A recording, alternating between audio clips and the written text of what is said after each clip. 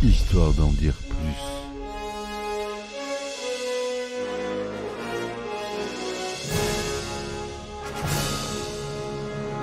Eh ben attendez, on est en France. Allez, cul sec. Hop.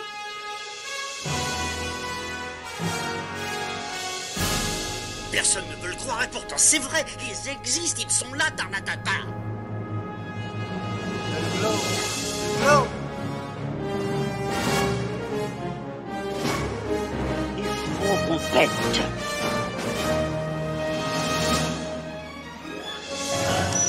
Voyons, circuit branché, correcteur temporel temporisé.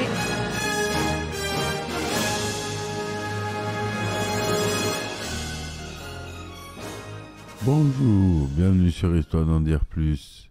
Aujourd'hui, petit épisode de bonus spécial été.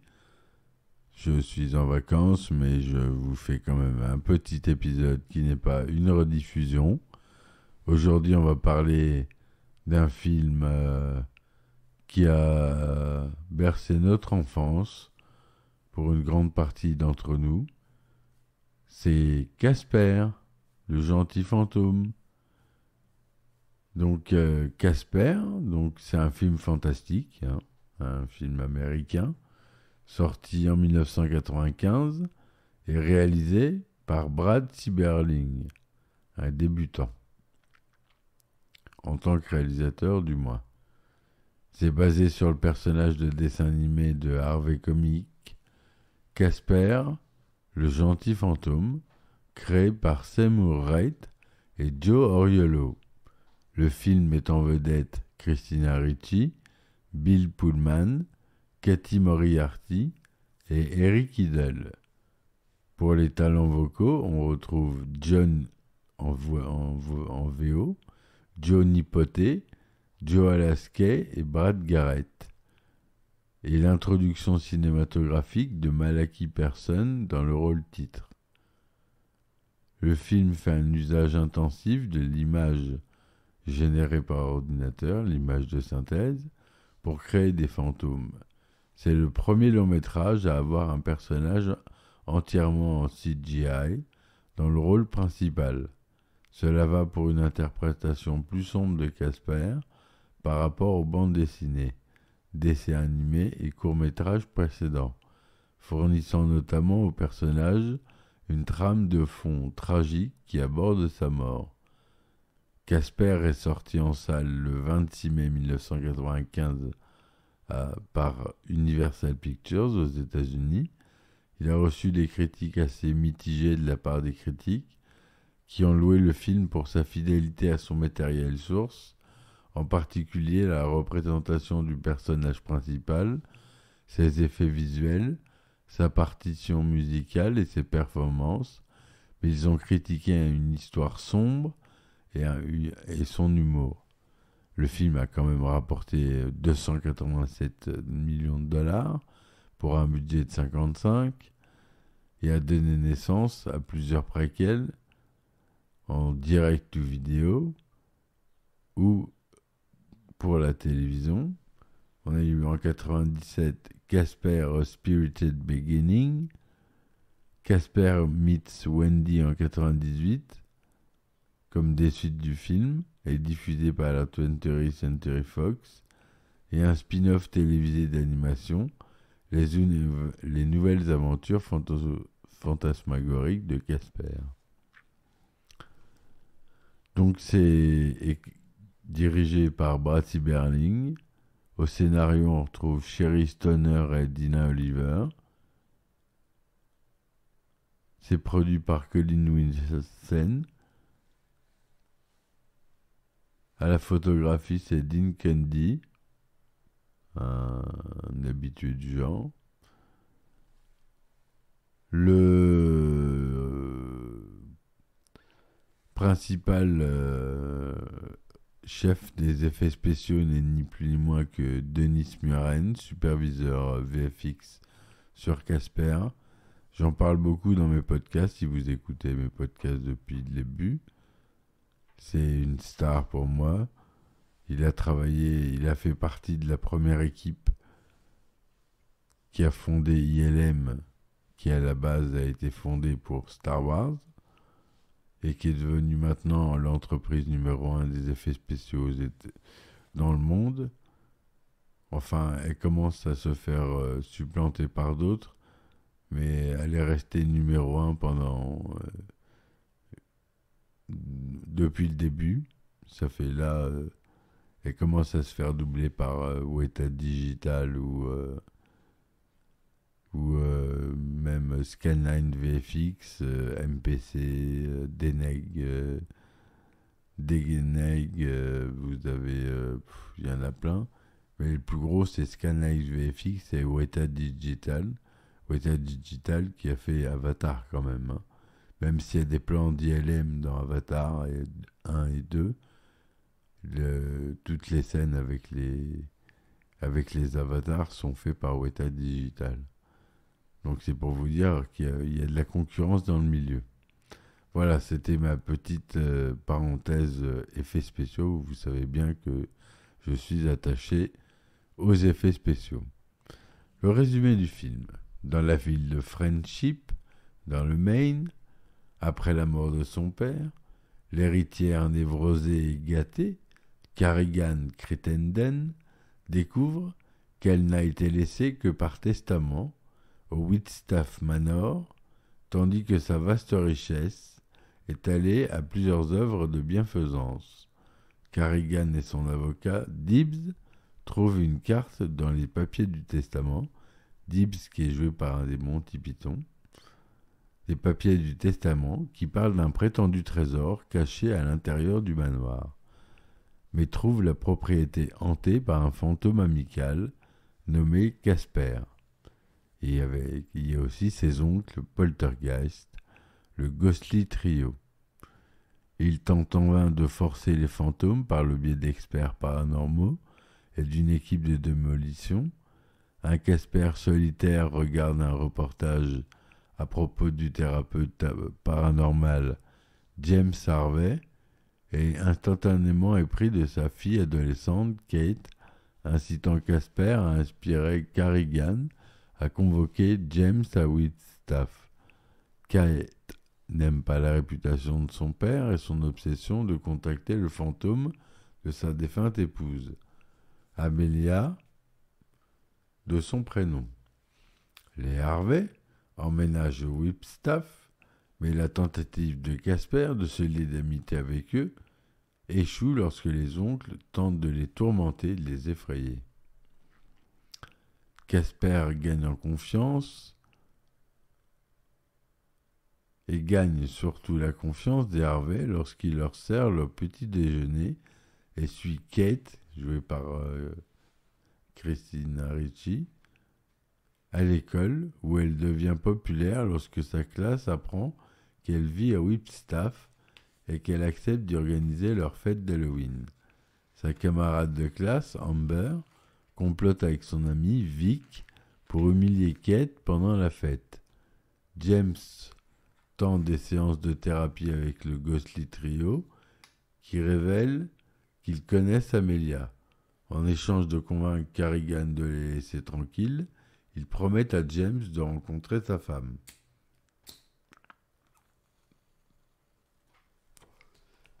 Excusez-moi, je suis un fumeur, podcasteur fumeur, comme Gainsbourg. Kate apprend que Casper n'a aucun souvenir de sa vie et restaure son ancienne salle de jeu dans le grenier pour le lui rappeler. Casper reconnaît un vieux traîneau en bois que son père lui a acheté et se souvient avoir joué dehors jusqu'à ce qu'il attrape un rhume et meure d'une pneumonie, devenant un fantôme pour tenir compagnon à son père. Un article de journal révèle que le père de Casper a été déclaré légalement fou après avoir construit une machine, le Lazarus, qui selon lui pouvait ramener les morts à la vie. Casper et Kate s'aventurent au sous-sol et trouvent le Lazarus. Carrigan et Dibbs se faufilent à l'intérieur et volent la formule qui alimente la machine. Complotant pour utiliser et s'octroyer l'immortalité, cependant, ils tentent de s'entretuer pour tester la théorie et récupérer le trésor qu'ils pensent trouver dans le coffre-fort verrouillé du sous-sol. Cela culmine lorsque Carrigan tente de renverser Dibs avec son Range Rover, mais s'écrase à la place dans un arbre à flanc de falaise en sortant de sa voiture. Carrigan tombe et meurt et devient un fantôme. James devient découragé après que le trio lui ait fait une farce, les incitant à l'emmener en ville. Il prévoit de le tuer pour se faire un quatuor, mais change d'avis après que le thérapeute ivre déclare qu'il dénoncera Carrigan afin qu'il puisse rester chez eux. Cependant, James tombe accidentellement et meurt. Dans le laboratoire, Carrigan affronte Casper et Kat, volant ce qu'elle croit être le trésor du coffre-fort et lançant Dibs par la fenêtre quand il essaie de la doubler. Alors que Carrigan demande à être ramené à la vie, Casper et Kat la trompent en lui disant qu'elle n'a pas de travail inachevé sur Terre, ce qui la pousse à s'éjecter dans l'au-delà. Le trésor se révèle être la balle de baseball prisée de Casper, signée par Duke Snider, une star du baseball. La carte faisait partie d'un jeu que Casper jouait avec son père. James, maintenant fantôme, et toujours dans son état d'ébriété, revient avec les oncles de Casper. Après l'avoir ramené à la raison, le désespoir de Kate à ce sujet incite Casper à sacrifier sa seule chance de revenir à la vie, restaurant James à la place. La fête d'Halloween commence à l'étage. La farce d'Amber et Vic est contrecarrée par le trio fantomatique et ils s'enfuient terrorisés. Amelia, maintenant un ange, rencontre Casper dans sa salle de jouets, lui attribuant sa bravoure et son sacrifice et lui accorde jusqu'à 10 heures en tant que jeune moi physique, lui permettant d'assister à la fête et de danser avec Kate. Amelia rencontre James, expliquant que le Ghostly Trio a tenu sa promesse de lui obtenir une rencontre avec elle. Elle lui dit qu'elle était si contente de sa famille, de son vivant, qu'elle n'a pas de travail inachevé, l'encourageant à passer à autre chose. Amelia part alors que l'horloge sonne 10 heures, promettant à James qu'eux et Kat seront à nouveau ensemble un jour. Après avoir embrassé Kat, Casper se retransforme en fantôme, puis effraie par inadvertance les invités de Kat. Kat est néanmoins impressionnée par la fête. Et voilà comment se finit le film. Donc on a dit un budget assez large quand même pour l'époque, 55 millions de dollars, dont une grande partie sont allés aux effets spéciaux. Mais le box-office lui a parlé, puisque c'est 287,9 millions de dollars de recettes à l'international.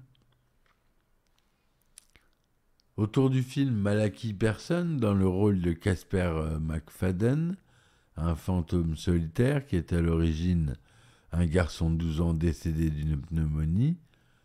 Il passe la majeure partie de sa vie après la mort au manoir Hipstaff, s'occupant des bouffonneries macabres et fantomatiques de ses oncles, tout en espérant trouver un ami. Il en trouve un avec Kat, tout en développant un béguin pour elle. Devon Sawa dépeint Casper sous sa forme humaine. Bon voilà, je ne vais pas vous faire tous les personnages. Le producteur Steven Spielberg prévoyait une adaptation cinématographique de Casper le gentil fantôme. Il a vu un épisode de la série télévisée Brooklyn Bridge, réalisé par Brad Silberling, et a vu le potentiel de ce travail, recrutant Silberling pour diriger Casper. Alex Proyas était d'abord engagé en tant que réalisateur, mais était parti en raison de différences créatives avec le scénario. Dans une interview avec le Comic Book Resource, il a affirmé qu'il était intrigué par la réalisation d'un fantasme pour enfants et qu'il voulait faire un film plus sombre, semblable au Magicien d'Oz. J.J. Abrams fait une réécriture non créditée du script. Le scénario a donné une trame de fond de Casper, étant le fantôme de Casper McFadden, un garçon décédé d'une pneumonie à 12 ans, bien que certaines des bandes dessinées, en particulier dans les années 60, les dépeint comme né un fantôme de parents fantômes. L'utilisation intensive d'images générées par ordinateur est utilisée pour créer les fantômes. Et comme on l'a dit, c'est le premier long-métrage à avoir un personnage en CGI en rôle principal. Dans la scène du miroir, le docteur Harvey est également censé se transformer en Spielberg. Mais pour des problèmes de montage, il y avait trop de caméos, puisqu'il est aussi transformé en Mel Gibson, en un autre acteur américain qu'on connaît un peu moins, et enfin plusieurs caméos. Spielberg a été coupé au montage malheureusement. Selon le réalisateur, Steve Berling, le caméo a été filmé, mais coupé. Voilà, j'ai d'autres sources qui disent que c'est pour une question de rythme. C'est un petit peu ce que je dis. Spielberg était soulagé, sentant qu'il n'était pas vraiment un acteur lui-même, et était nerveux devant la caméra. La photographie principale a commencé le 27 janvier 1994 et s'est terminée le 8 juin 1994. La BO a été composée par le compositeur primé et fameux James Horner, qui a travaillé sur un certain nombre de films précédents pour Amblin Entertainment, la société de Spielberg, notamment An American Tail, and The Land Before Time. Le morceau One Last Wishes accompagnera ensuite le montage Logos Through Time d'Universal Pictures dans le cadre de leur centenaire. Le morceau Descent into Lazarus a été utilisé dans une bande-annonce pour The Grinch, un autre film d'Universal Pictures, et dont la musique c'est de James Horner. La bande originale a été remasterisée et rééditée en tant qu'édition commémorative du 25e anniversaire par La La Land Records le 4 août 2020. La bande originale est cependant sortie à l'origine le 29 avril 1995, près de 5 semaines avant le film. Filmtrax lui donne 4 étoiles sur 5. Casper a ouvert au premier rang au cours du week-end du Memorial Day, rapportant 16,8 millions de dollars au cours de ses 3 premiers jours, à partir de 2714 salles, soit une moyenne de 6205 dollars par salle. Sur 4 jours, il a rapporté 22,1 millions de dollars, soit une moyenne de 840 dollars par salle. Il est resté numéro 1 lors de son deuxième week-end, rapportant 13,4 millions de dollars supplémentaires et augmentant sa cumule de 10 jours à 38,9 millions de dollars. Il a joué solidement tout l'été, se terminant avec un final à 100 millions de dollars pour l'Amérique du Nord et on l'a dit, 287,9 pour l'international. Casper a plus de 51% sur 41 avis sur Rotten Tomatoes, avec une note de 5,1 sur 10. Le consensus dit un film familial sinueux et insensé qui recourt fréquemment à des effets spéciaux et à une sève transparente. Metacritic lui donne une note de 49%, basée sur 22 critiques, allant de critiques mitigées ou moyennes. CinemaScore lui donne une note de A, sur une échelle de A à F. Time Out London l'a décrit comme un film intime et sympathique.